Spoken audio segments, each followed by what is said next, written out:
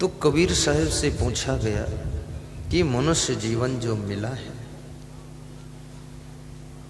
और जन्म होते ही बच्चा रोता है तो जीवन कैसे जीना चाहिए। देखो बहुत बड़ा सवाल पूछा गया है, ये छोटा सवाल नहीं है। तो कबीर साहब कहते हैं, कबीर जब हम पैदा हुए जगह से हम रोए, ऐसी करनी कर चलो हम हंसे जग रोए। जितने महान पुरुष होते हैं, जितने पहुंचे हुए संत फकीर होते हैं, वो लंबे चौड़े शब्दों में बात नहीं करते हैं। वो किसी भी प्रश्न का उत्तर सटीक टूक थोड़े शब्दों में देते हैं। कबीर क्या कहते हैं कि तुम रोते हुए पैदा हुए हो, ऐसी जिंदगी जियो कि हंसते हंसते जियो और हंसते हंसते मरो। और जिनको जन्म के समय हंसाया है, खुश किया है, उनको भी जिंदगी भर हंसाते रहो। और जब तुम मरो तो तुम हंस करके मरो, लेकिन जो जिंदगी भर तुम्हारे सत्कर्मों से हंसते रहे हैं वह तुम्हारे वियोग में रोते रहे और तुम हंसते हुए विदा हो। दो लाइनों में जिंदगी की बात कह दी कबीर साहब ने। रोते हुए जन्म हुआ है, इस जीवन का श्री गणेश रोते रोते हुआ है। और यदि जीने की कला नहीं मिली तो बचपन भी रोते रोते बीतेगा, जवानी भी रोते धोते बीतेगी, बुढ़ापा भी रोते धोते बीतेगा। कितने लोग तो जिंदगी भर रोते रोते ही बिता देते हैं, बहुत रोते हैं, बहुत दुखी होते हैं। लेकिन बहुत दुख हो तो क्या करना चाहिए?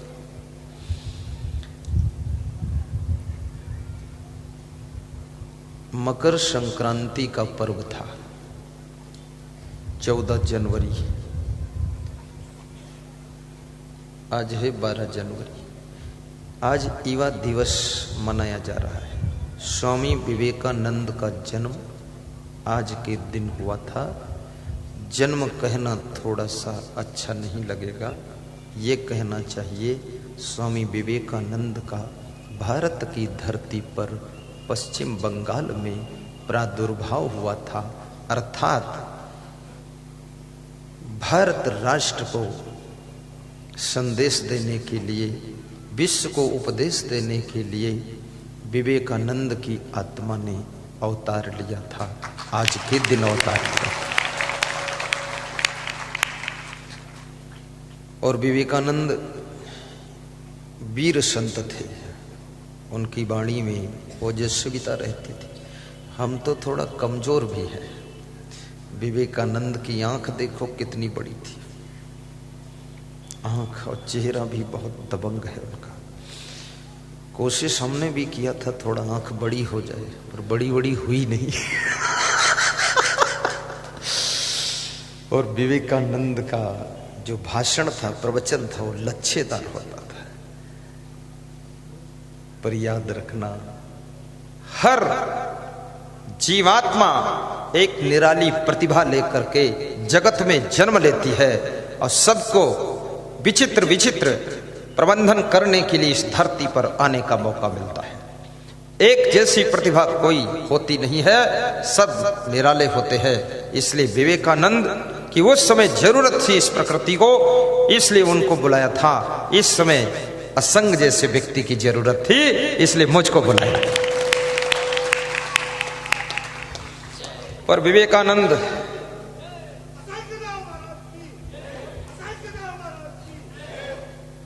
धन्यवाद है श्री अर्जुन रघुवंशी, सब इंस्पेक्टर भोपाल, ताली इनके लिए भी बजाते।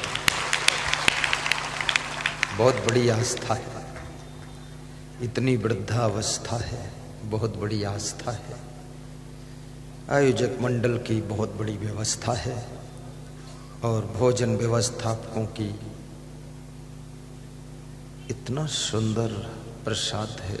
पंचमेवा कल वितरण हुआ, फर्स्ट दिन हलवा वितरण हुआ। आज क्या पता क्या है।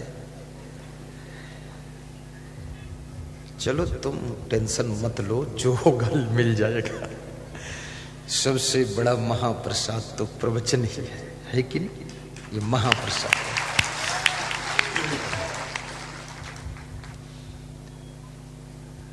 सही बंदगी। आज का दिन 12 जनवरी सन 1863 में स्वामी विवेकानंद का अवतरण हुआ था। हिंदू धर्म के वे कवच कुंडल थे, भारत देश की शान थे, हिंदुस्तान का सम्मान थे, 4 भाषाओं के ज्ञाता थे और जिस समय शिकागो में विश्व धर्म सम्मेलन हुआ था, स्वामी विवेकानंद भारत की ओर से वहां गए थे। भारत देश को 0 टाइम दिया गया था। तो कहते हैं कि 0 पर भी उन्होंने बहुत लंबा व्याख्यान सुनाया था, शून्य पर प्रवचन किया था। शून्य समय यानी भारत को बुद्धू माना गया था कि यहाँ बुद्धू लोग हैं, इसको 0 टाइम तो बोल कुछ नहीं पाएगा। लेकिन भारत में बहुत बुद्धिमान होते हैं, परंतु अपनी बुद्धि का सदुपयोग नहीं करते हैं, इसलिए चमत्कार नहीं होता है। विवेकानंद ने अपनी बुद्धि का सदुपयोग किया। आप भी बहुत बुद्धिमान हैं, सभी बुद्धिमान हैं, बस बुद्धि का सदुपयोग करने की जरूरत है। तो विवेकानंद जयंती के पर्व के उपलक्ष्य में आज पूरे देश विदेश में उनकी जयंती मनाई जा रही है। हम सब लोग भी उनका स्मरण करते हैं और ये कामना करते हैं हमारे देश में हर सदी में कोई न कोई संत शरीर बदलकर विवेकानंद का रूप लेकर अवतरित हो, ताकि धर्म की रक्षा करे और राष्ट्र की रक्षा करे। तो मैं बता रहा था, मकर संक्रांति का पर्व था। दुख की बात चल रही थी, दुख ही दुख, दुख ही दुख। जिनके जीवन में ज्यादा दुख है उनके लिए कहानी है, और जिनके जीवन में कम दुख है उनके लिए जरूरत नहीं है। और जिनके जीवन में बिल्कुल दुख नहीं है वही लोग उनसे मिलें जिनके जीवन में ज्यादा दुख है, और पूछें किस तरह से दुख मिलता है, तो वो तरीका अपनाएं तो दुख मिल सकता है। दुख भी बहुत विचित्र है, ये भी सबको नहीं मिलता है। इस दुख के लिए भी बहुत कुछ गलतियां करना पड़ता है, बहुत पाप करने पड़ते हैं, बहुत भूल चूक करनी पड़ती है। 1000 फूल कम है गला को सजाने के लिए, एक भूल काफी है जिंदगी भर रुलाने के लिए, जिंदगी भर रुलाने के लिए।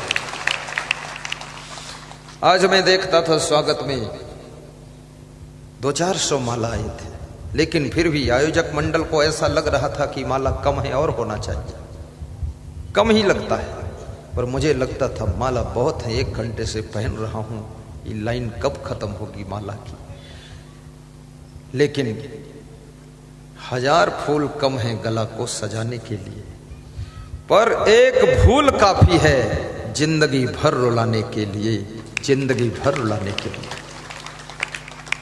एक छेंद काफी है नाव को डुबाने के लिए, एक छेंद काफी है नाव को डुबाने के लिए, और छोटी सी श्रद्धा काफी है भवसागर से तरने के लिए, भवसागर से तरने के लिए।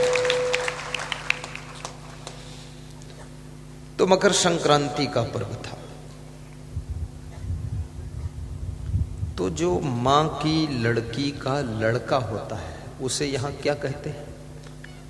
नाती। बस ठीक। अब मैं थोड़ा नेपाल बॉर्डर का हूँ तो सोचता हूँ रिश्ते में कुछ और बोलते हो, मैं कुछ और बोल दूँ, गड़बड़ हो जाए। तो नाती। तो उत्तर प्रदेश में नेपाल बॉर्डर पर, नेपाल में भी हिंदू परिवार में नाती मकर संक्रांति के दिन खिचड़ी का पर्व होता है। वो नानी के घर खिचड़ी खाने जाता है, नानी के घर खिचड़ी खाने। तो एक नाती नानी के घर खिचड़ी खाने गया। नानी ने खिचड़ी बनाई, अपने नाती को गले से लग गई और बोली, नाती तू मेरा बहुत प्यारा है, आ बेटा बैठ जा, खा ले खिचड़ी। नाती भी खुश हो गया कि मेरी नानी गले लगा ली तो सब कुछ हो गया। जब खिचड़ी खाने बैठा नाती, तो नाती को बड़ी चिंता हो गई, क्योंकि नानी ने खिचड़ी में घी नहीं डाला था। नानी चालाक थी, घी नहीं डाला और खिचड़ी थाली में देकर परोसकर नाती को बिठाकर खाने की आज्ञा देकर नानी पानी भरने के लिए कुएं पर चली गई और 10 मिनट लौटी नहीं। वहाँ थोड़ा ठिठक गई, रुक गई कि 10 मिनट में नाती खिचड़ी खा लेगा, तब पहुँचूंगी तो घी नहीं मांगेगा, अगर पहले पहुँच जाऊंगी तो घी मांगेगा। नानी घी नहीं देना चाहती थी, प्रेम तो करती थी नाती से, लेकिन घी देने की इच्छा नहीं थी। नानी चालाक थी, करीब करीब नानी सभी चालाक होती है, कोई कोई भले ना हो चालाक। प्रेम तो करेगी नाती को, लेकिन कंट्रोल रखेगी, देगी नहीं। 10-20 रुपये दे देगी विदाई के समय, बाकी मेरा नाती कहती रहेगी। नाती भी सोचेगा बहुत मानती है, चलते समय कुछ तो देगी, चलते समय 10 रुपये दे देती है। नाती रोता हुआ आता है, नानी को बोलता है, अरे नानी तेरा उतर जाए पानी।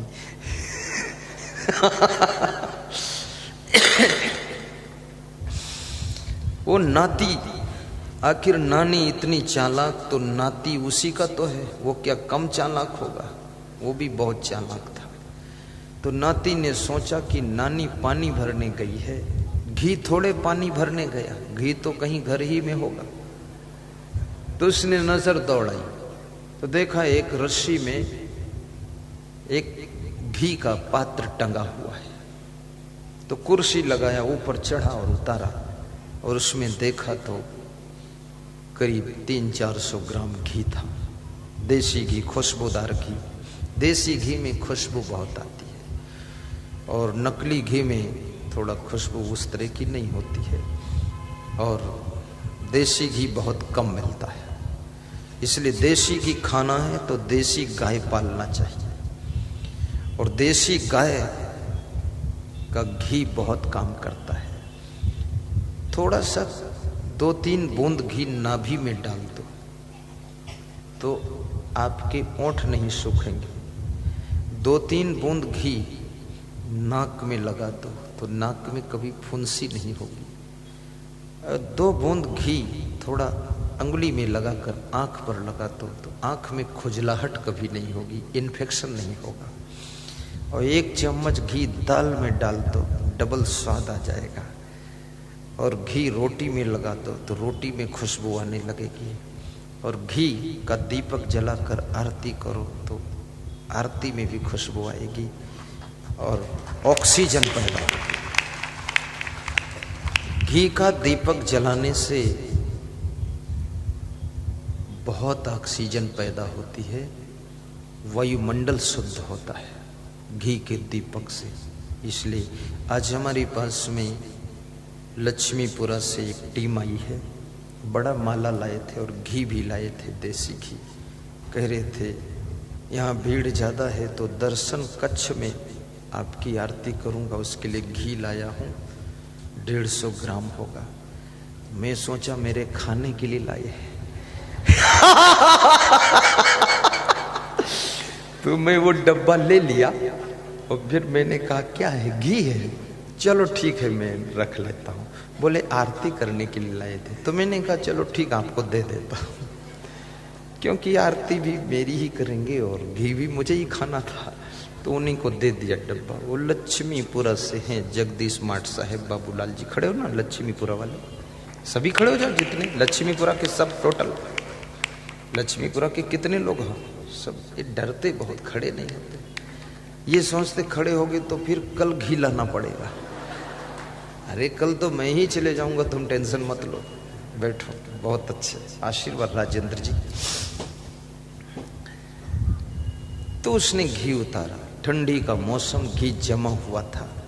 तो नाती ने चूल्हे की आग पर घी को रखा और घी को जब आग पर रखा पिघल गया।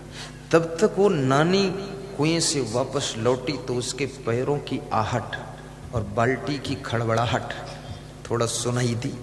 तो नाती घबरा गया, बोला ये काम तो गलत है, किसी के घर में अपने मन से कुछ भी निकाल कर खाना गलत है।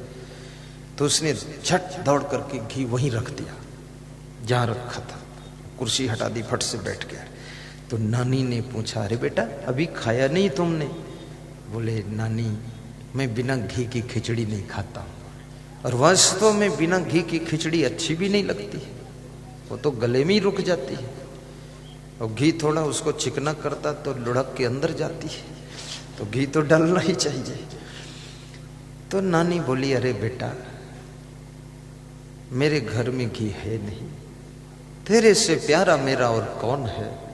घी होता तो मैं जरूर तेरे को खिलाती और तेरी खिचड़ी में डाल देती। संतोष कर ले, खा ले बेटा, मेरा नाती मान जाएगा। तो उसने कहा, जब मेरे घर में घी खत्म हो जाता है तो मेरी माँ घी का पात्र ला करके मेरी थाली में औंधा कर देती है, तो मुझे संतोष हो जाता है। तो आपके यहाँ घी खत्म है तो लाओ पात्र औंधा कर दो, मैं संतोष कर लूंगा। नानी को पता था घी जमा हुआ रखा है और नाती को पता है घी पिघला हुआ रखा है, दोनों को अलग अलग पता है।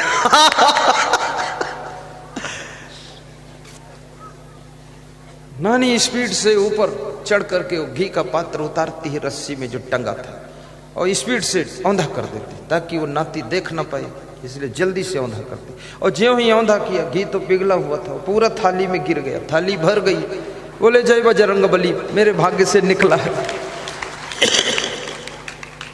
तो नानी इज्जत बचाने के लिए बोलती है कि अरे ले ले खा ले बेटा, खा ले, तेरे भाग्य में थोड़ा पड़ा था, कहीं ले गिर गया, ठीक।